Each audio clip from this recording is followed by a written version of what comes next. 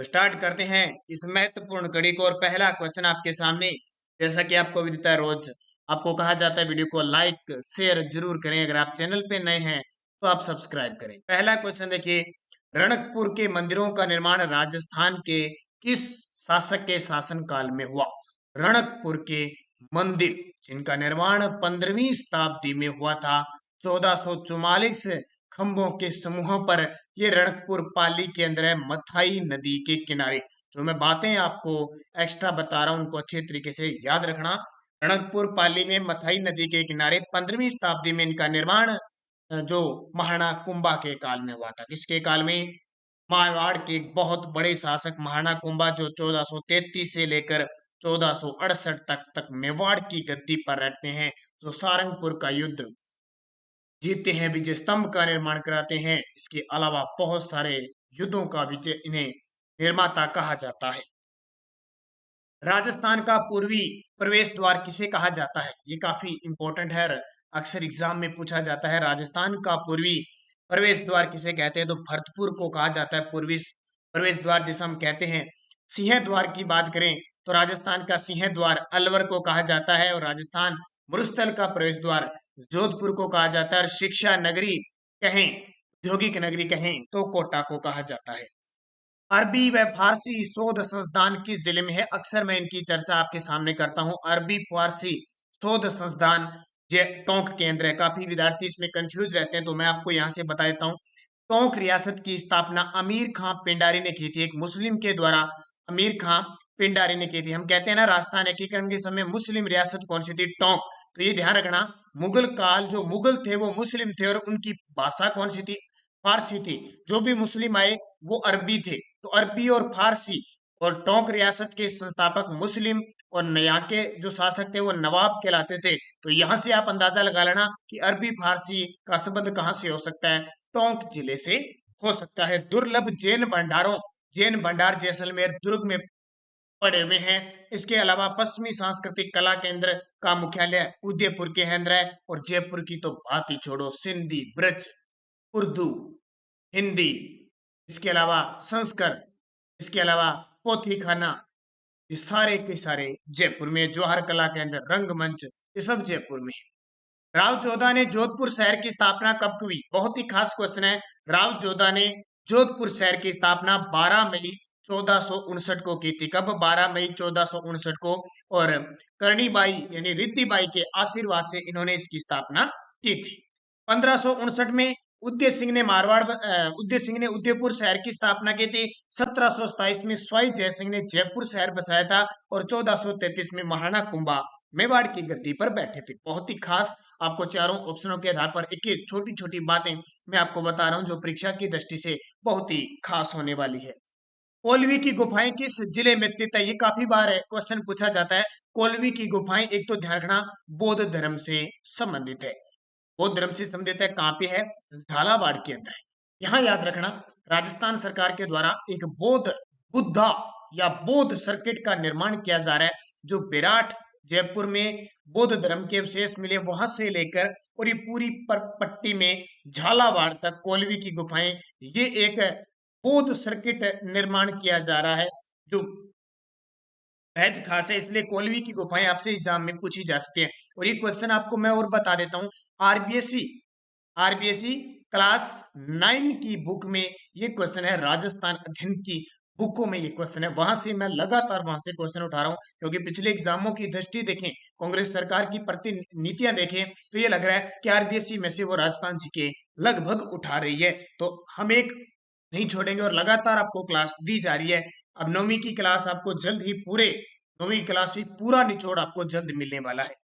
जैन तीर्थंकर मुनि सुब्रत नाथ का प्रसिद्ध मंदिर किस जिले में है? देखिए क्वेश्चन कई बार पूछा जाता है, और ये आरबीएसई की बुक में है।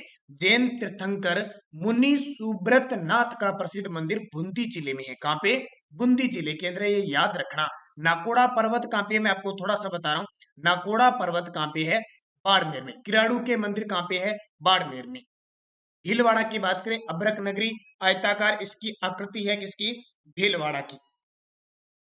उदय सिंह ने उदयपुर की स्थापना कब की? अब मैंने आपको बताया था ना, 1559 में आखा तीज के दिन, अक्षय अक्षय तृतीया यानी कब जब बनाई जाती है विशाख शुक्ल तृतीया को, उस दिन उदय सिंह ने उदयपुर शहर बसाया था और उदय सागर झील का निर्माण किया था। ये है 16वीं शताब्दी में। कब? 16वीं शताब्दी, क्योंकि 1559 में निर्माण किया, तो शताब्दी कौन सी होगी? 16वीं शताब्दी। ये कितना इंपॉर्टेंट क्वेश्चन है, सीधा अगर शताब्दी पूछे तो 16वीं शताब्दी इसका उत्तर आ जाएगा। 2.5 दिन का, ये 2.5 है, ठीक है, 2.5 दिन का झोपड़ा और सोनी जी की नसिया किस जिले में है? 2.5 दिन का झोपड़ा और सोनी जी की नसिया का जब भी नाम आता है, हमारा उत्तर हो जाता है अजमेर। ये 2.5 दिन का झोपड़ा जिसका निर्माण विग्रह राज चतुर्थ आए थे, या जिन्हें कहते थे बिसल देव, इन्होंने इसका निर्माण करवाया था। और इस 2.5 दिन के झोंपड़े के दीवारों पर हरि केली नाटक की कुछ पंक्तियां भी लिखाई थी। कालांतर में, यानी ये 2.5 दिन के झोंपड़े का निर्माण कहने का मतलब है, इसकी जगह पहले संस्कृत पाठशाला का निर्माण करवाया था। किसने?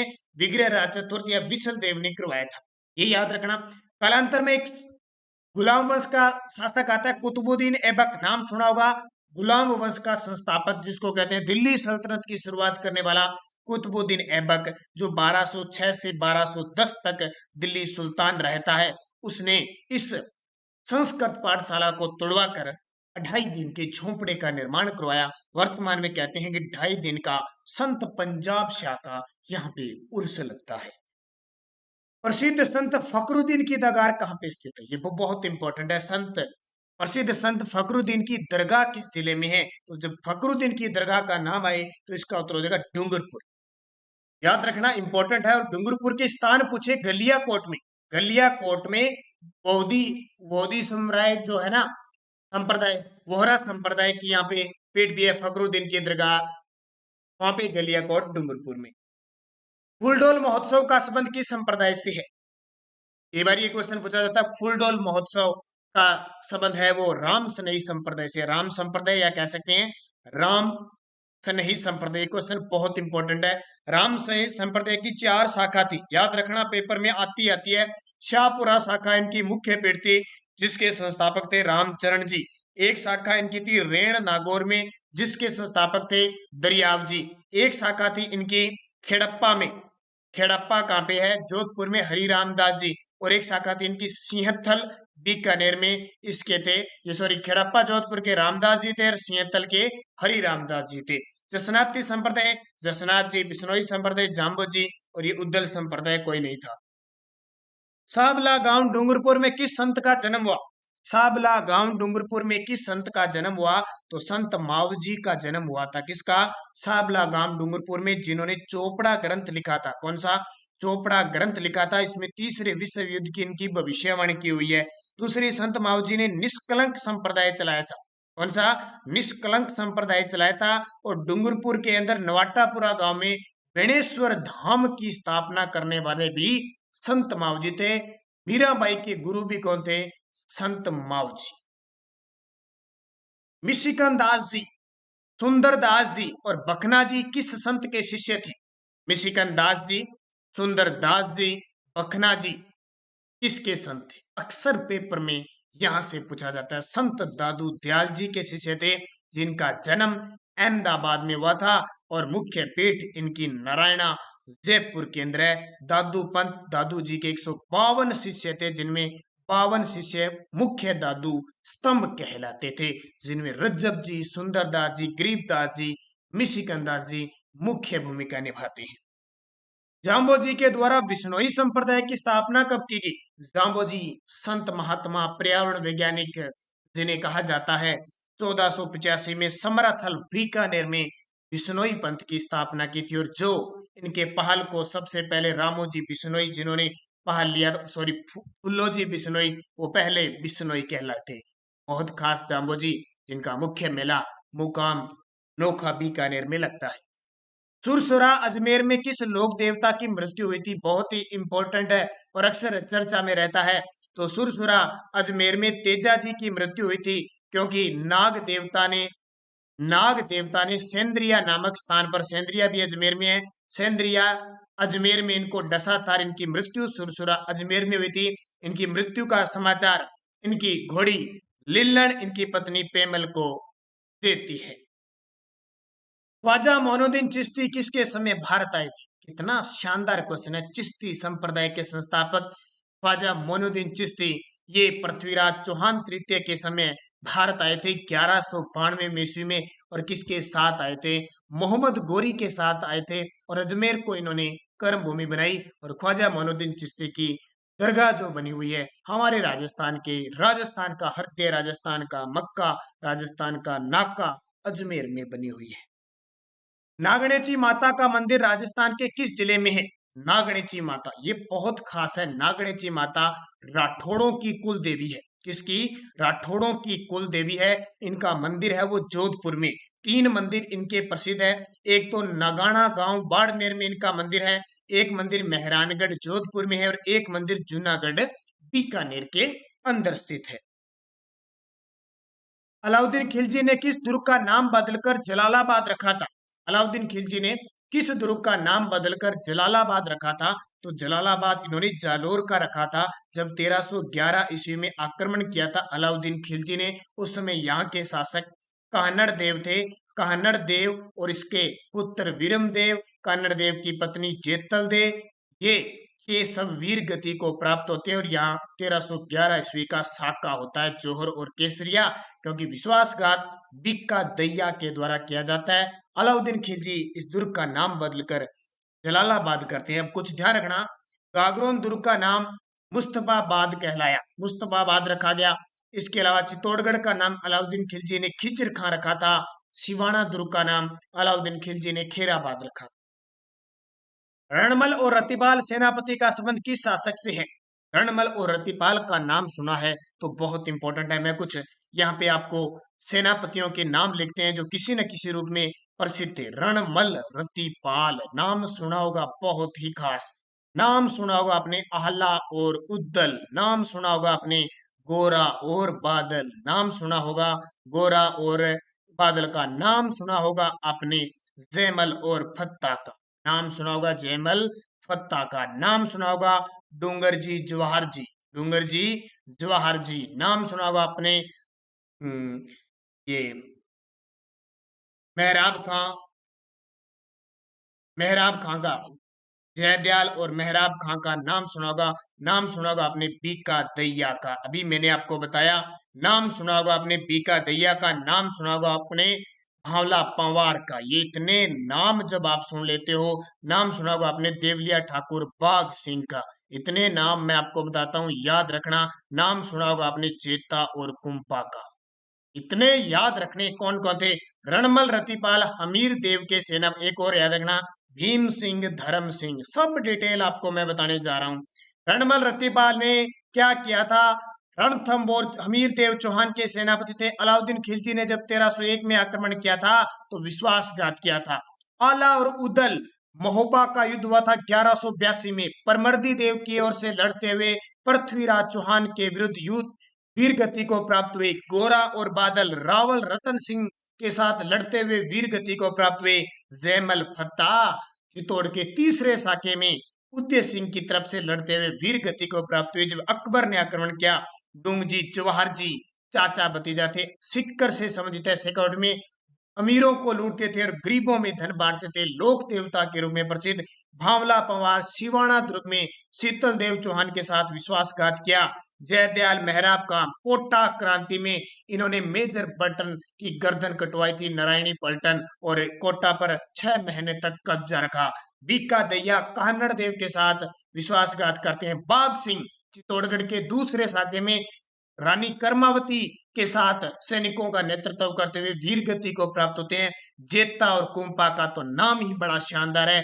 गिरी सुमेल के युद्ध में मालदेव की सेना का नेतृत्व किया और वीर गति को प्राप्त हुए। भीम सिंह, धर्म सिंह, जब अलाउद्दीन खिलजी ने आक्रमण किया था 1299 में रणथंबोर पर, तब भीम सिंह और धर्म सिंह लड़े, जिसमें भीम सिंह मारा गया और धर्म सिंह बच गया। ये इतने जो अक्सर एग्जाम में पूछे जाते हैं। थोड़ा समय आपका जरूर लिया, लेकिन बहुत खास है। पृथ्वीराज विजय ग्रंथ के रचयिता कौन है? पृथ्वीराज विजय ग्रंथ के रचयिता है जयानक, जयानक भट्ट। चंद्रबरदाई ने पृथ्वीराज रासो लिखी थी। चंद्रशेखर ने अमीर हट चंद्रशेखर ने लिखा था। और पृथ्वीराज सिंसोदिया भी है, पृथ्वीराज राठौड़ भी है, और पृथ्वीराज तृतीय चौहान वंश भी है। 3 पृथ्वीराज, और एक जयपुर का भी पृथ्वीराज था। कवि बांधव की उपाधि किस शासक को प्राप्त है? कवि बांधव की उपाधि किस शासक को प्राप्त है? विग्रह राज चतुर्थ को, या जिसे कहें बिसल देव को। ये बिसल देव कहाँ का शासक था? ये अजमेर का शासक था। जयानक भट्ट ने इन्हें कवियों का संरक्षण होने के कारण कवि बांधव की उपाधि दी। हरिकेली नाटक लिखा था और अजमेर में संस्कृत पाठशाला का निर्माण करवाया। मुंशी देवी प्रसाद ने किस शासक को राजपुताने का कर्ण कहा? मुंशी देवी प्रसाद ने किस शासक को राजपुताने का कर्ण कहा था? राय सिंह को। बीकानेर के शासक राय सिंह को राजपुताने का कर्ण कहा था, क्योंकि इन्होंने अकाल के समय अपने सदाबहार भंडार खोल दिए, अन्न जल सब चारे के भंडार खोल दिए थे। इसलिए जयपुर के इतिहासकार मुंशी देवी प्रसाद ने राय सिंह राजपुताने का कर्ण कहा था। मत्स्य जनपद आर्यजन के रूप में मत्स्य जाति का उल्लेख सर्वप्रथम किस वेद में हुआ, जो इसकी प्राचीनता का प्रतीक है? मत्स्य जनपद था जो क्षेत्र था, उसमें पहले क्या है, मत्स्य जाति रहती थी। इस बात का उल्लेख कहाँ मिलता है? ऋग्वेद में मिलता है। ऋग्वेद हमारा पूरे वेदों में सबसे प्राचीन वेद है ऋग्वेद। 4 ही वेद है, ऋग्वेद, यजुर्वेद, अर्जुनवेद और सामवेद। कलयुग का कर्ण किसे कहते हैं? देखो, वो राजपुताने का कर्ण था, ये कलयुग का कर्ण है।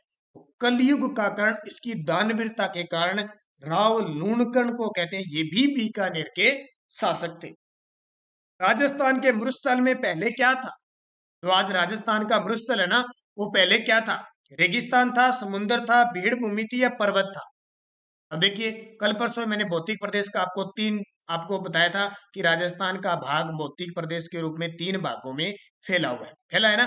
मरुस्थल 1 नंबर, अरावली पर्वतमाला 2, पूर्वी 3 और हड़ौती 4। याद रखना, मरुस्थल और जो पूर्वी मैदान है वो टेथी सागर के विशेष है। अरावली और हड़ौती के पठार गोंडवाना लैंड के भाग हैं। तो देखो, रेगिस्तान में पहले समुद्र हुआ करता था। क्या? समुद्र। राजस्थान के इतिहास में रूठी रानी के नाम से कौन प्रसिद्ध है? तो रूठी रानी के नाम से रानी उमादे। ये रानी उमादे मालदेव की पत्नी थी। कहते हैं कि मालदेव की पत्नी उमादे पहली रात ही रूठ कर तारागढ़ दुर्ग में रहने लग जाती है। मालदेव के सेनापतियों जेता और कुपा, ये आ गया ना, की वीरता से प्रभावित होकर किस शासक को कहना पड़ा कि एक मुट्ठी भर बाजरे के लिए मैं हिंदुस्तान की बादशाहता खो देता। यानी मालदेव के 2 सेनापति थे। हालांकि मालदेव इन पर लांछन लगाकर अविश्वास न करके, यानी अविश्वास करके वहां से अपनी सेना लेके चला जाता है। जेतर कुंपा इस शेरशाह सूरी के साथ मरते दम तक लड़ते हैं। 5 जनवरी की बात है, 1544, गिरी सुमेल, जिसको जेतारण का युद्ध कहते हैं, ये युद्ध हुआ था और शेरशाह इतनी मुश्किल से जीता था कि उसने अंतिम बार लास्ट जीतने के बाद का मुट्ठी भर बाजरे के लिए हिंदुस्तान की बादशाहता खो दी। देलवाड़ा पर्वत चोटी राजस्थान के किस जिले में है? देलवाड़ा पर्वत चोटी, देलवाड़ा पर्वत चोटी है वो सिरोही के अंदर है। अब मैं आपको थोड़ा सा सूत्र बता देता हूं। गुरु से दिल लगाकर जरा आका रखो, आका, ठीक है। गुरु से दिल लगाकर जरा आका रखो। गु से गुरु शिखर सबसे ऊंची चोटी है, राजस्थान की सबसे ऊंची। दूसरी बड़ी है शेर, तीसरी है देलवाड़ा, लगाकर काट देना। जैसे जरगा चौथी, 5वीं जरगा आ गई, जरगापुरी आ गई। आ से अचलगढ़ आ गई 5वीं, और का से कुंभलगढ़। 6 चोटियां ये याद रखना, 1 2 3। मैंने कौन सी पूछी है? देलवाड़ा। देलवाड़ा 3 नंबर पे आती है। जैसे गुरु शिखर की ऊंचाई है 1722, इसकी 1597, इसकी 1442, दरगाह की 1431। ऐसे चोटियों की ऊंचाई है, इनको याद रखना। फिर अचलगढ़ की 1380, फिर इसकी 1242। ऐसे चोटियों के नाम है। तो ज्यादा चोटियों की लंबाई ऊंचाई याद रखने की जरूरत नहीं है, मुख्य ये यदि ये सूत्र याद रखना इंपॉर्टेंट है। तो सिरोही के अंदर है देलवाड़ा। बीहड़ क्षेत्र किस बेसिन में पाया जाता है? बीहड़, ये तो जानते हो, बहुत ही नॉर्मल क्वेश्चन है। चंबल बेसिन में, क्योंकि ये आपको पता है पूर्वी मैदान को 4 भागों में बांटा जाता है। Chambal basin, Banganga basin, Banas basin और माही बेसिन। तो चंबल बेसिन में बीहड़, उत्खाद भूमि, डाकुओं की शरण स्थली, ये सारा कुछ है इसके अंदर। चित्तौड़गढ़ जिला किस संभाग के अंतर्गत आता है? इसका जवाब मुझे कमेंट में कर दो, क्योंकि इस प्रकार के क्वेश्चन मैंने आपको बहुत बता दिए और आपके लिए आसान है। इसका उत्तर देखिए, चित्तौड़गढ़ जिला जो इल्ली के समान है, एक बाघ इसका घोड़े की नाल के समान है। चित्तौड़गढ़ जिला उदयपुर संभाग में आते हैं और उदयपुर संभाग में 6 जिले आते हैं, ये भी आपको याद रखना। मध्य अरावली की चोटियों का ऊंचाई के आधार पर अवरोही क्रम बताइए। आपको पता होगा कि अरावली पर्वतमाला को 3 भागों में बांटा गया है, उत्तरी, मध्य और दक्षिण। दक्षिण की सबसे ऊंची चोटियां नाग, जो मध्य की अरावली की चोटियां हैं उसकी चर्चा करें तो सबसे ऊंची चोटी है मोरामजी, लगभग 933 मीटर है। फिर तारागढ़ है 870 के आसपास, और फिर नागपाड़ है, ठीक है, 750 है या 800, जितनी भी याद रखना। मोरामजी, मोरामजी, तारागढ़ और नागपाड़, 3 चोटियां। अवरोही क्रम में क्या होता है? अवरोही क्रम का मतलब है घटते क्रम में बड़े से छोटी की ओर से 4 5 3 2 1, यहाँ कंफ्यूज मत होना। तो सबसे ऊंची मध्य अरावली की है मोरामजी, फिर तारागढ़, फिर नागपाड़, तीनों अजमेर में है। बंद बरेठा बांध राजस्थान के किस जिले में है? बंद बरेठा बांध राजस्थान के किस जिले में? भरतपुर जिले में है, रूपा रेल नदी के किनारे। रूपा रेल नदी के किनारे बंद बरेठा बांध है, भरतपुर के अंदर। सबसे अधिक वर्षा प्राप्त करने वाला स्थान कौन सा है? सबसे अधिक वर्षा प्राप्त करने वाला स्थान, तो सबसे ज्यादा बारिश होती है माउंट आबू में। अगर आपसे जिला पूछे तो जिला आपका उत्तर हो जाएगा झालावाड़। जिला झालावाड़ सबसे ज्यादा बारिश होती है। सबसे अधिक वर्षा प्राप्त करने वाला स्थान है माउंट आबू, सिरोही। सास बहु मंदिर राजस्थान के किस जिले में है? सास और बहु, जिसको सशस्त्र बहु मंदिर कहा जाता है, सशस्त्र बहु, वो उदयपुर के अंदर है, नागदा उदयपुर में। याद रखना। कोटा की बात आए तो यहाँ पे मथुराधीश का मंदिर है और विभीषण जी का मंदिर है, कहाँ पे? कोटा में। पधाना माता का मंदिर भी कहाँ पे है? कोटा में। नाथ द्वारा राजसमंद में, नाथ द्वारा महोत्सव, अन्नकूट महोत्सव राजसमंद का प्रसिद्ध है। सिरोही में, सिरोही का माउंट आबू क्षेत्र, देलवाड़ा क्षेत्र, अचलगढ़, ये सारे सिरोही के प्रसिद्ध है। वालर नृत्य किस जनजाति के द्वारा किया जाता है? ये अक्सर पेपर में पूछा जाता है। वालर नृत्य है वो ग्रासिया जनजाति के द्वारा किया जाता है और सिरोही में किया जाता है, बहुत बार पेपर में आता है। सिरोही में वालर नृत्य किया जाता है। शीतला माता का मेला कहाँ पड़ता है? शीतला माता का मेला, शीतला माता का जो मेले की बात करें तो हम पड़ता है चाकसू जयपुर में। सील की डूंगरी, कौन सी? सील की डूंगरी, चाकसू जयपुर में शीतला माता का मेला लगता है। मंदिर, इसका निर्माण माधो सिंह के द्वारा करवाया गया था। इसका जो प्रतीक चिन्ह है वो दीपक है, वाहन इसका गदा है और इसके पुजारी होते हैं वो कुम्हार जाति के होते हैं। और चैत्र कृष्ण अष्टमी को इसका विशाल मेला लगता है। देलवाड़ा के आदिनाथ मंदिर का निर्माता कौन है? ये देलवाड़ा नाम याद रखना, सिरोही के अंदर है, रणकपुर पाली में, देलवाड़ा सिरोही में। आदिनाथ ये जैन धर्म के प्रथम तीर्थंकर थे। इनके मंदिर का निर्माण करवाया था विमल शाह ने करवाया था। किसने? विमल शाह। मानसी वाकल परियोजना का संबंध किस जिले से है? तो मानसी वाकल परियोजना का संबंध उदयपुर में है। मानसी वाकल उदयपुर में। छबड़ा तापिया विद्युत परियोजना किस जिले में? ये क्वेश्चन याद कर लेना भी, क्यों इंपॉर्टेंट है? हाल ही में कोयले की कमी चल रही है, तो ये सूरतगढ़ थर्मल पावर, कोटा, छबड़ा, इनसे पेपर में आएगा क्वेश्चन।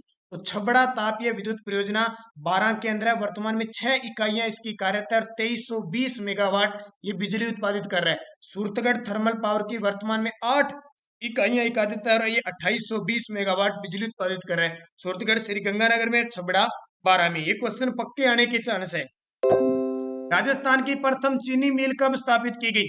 राजस्थान की प्रथम चीनी मिल कब स्थापित की गई? तो राजस्थान की प्रथम चीनी मिल 1932 में भोपाल सागर, कहाँ पे? भोपाल सागर चित्तौड़गढ़ में स्थापित की गई, जो नीची क्षेत्र की चीन थी। उसके बाद में स्थापित की गई थी केशोराय पाटन बूंदी में, सहकारी क्षेत्र की, और उसके बाद में श्री गंगानगर में 1965 में सरकारी क्षेत्र की स्थापित की गई। मेवात क्षेत्र विकास योजना कब शुरू की गई? मेवात क्षेत्र विकास, ये लगातार मैं आपको अपडेट दे रहा हूँ। मेवात अलवरपुर के कुछ खंडों में इसकी शुरुआत हुई थी 1987-88 में। ये क्वेश्चन सीधा सीधा पेपर में आता है 1987-88 में। राजस्थान अक्षय ऊर्जा विकास निगम की स्थापना कब हुई? राजस्थान अक्षय ऊर्जा विकास निगम की स्थापना 2002 में। तारीख पूछे तो 9 अगस्त 2002 को, और इसका मुख्यालय जयपुर में है। अब बड़ी बात, अक्षय ऊर्जा विकास निगम करता क्या है? राजस्थान के अंदर परंपरागत और गैर परंपरागत और नवीकरणीय ऊर्जा संसाधन का संचालन ये करता है। एक तो ये याद रखना। तो याद रखना, राज्य में गैर परंपरागत और नवीकरणीय ऊर्जा संसाधन का विकास करने में, संरक्षण करने में ये काम कर रही है। ये अक्षय ऊर्जा विकास निगम 2002 में स्थापना हुई थी। ये किस से मिलकर बनी है? एक तो ध्यान रखना, रेडा, रेडा और RPCL यानी RCPL, इस प्रकार नाम है। इन दोनों को 1985 और 1995 में इनकी स्थापना हुई थी। अब इन दोनों को मिलाकर अक्षय ऊर्जा विकास निगम की स्थापना की गई है। ये क्वेश्चन बहुत इंपॉर्टेंट है। राजस्थान का एकमात्र अंतर्राष्ट्रीय हवाई अड्डा किस जिले में? राजस्थान का एकमात्र अंतर्राष्ट्रीय हवाई अड्डा जयपुर जिले में, ध्यान रखना। और जयपुर के सांगानेर के अंदर है। कहाँ पे? सांगानेर के अंदर है। और ये स्टार्ट हुआ था आपका 2006 के अंदर, 5 में बना था, 6 में इसकी स्टार्ट हो गई थी। और पहली जो फ्लाइट है वो दुबई को भेजी गई थी। और देश का 14वां ये अंतर्राष्ट्रीय हवाई अड्डा है। दूसरा प्रस्तावित है अपने डबोक उदयपुर में। एशिया की सबसे बड़ी मानव निर्मित नहर परियोजना कौन सी है? तो एशिया की सबसे बड़ी मानव निर्मित इंदिरा गांधी नहर परियोजना है।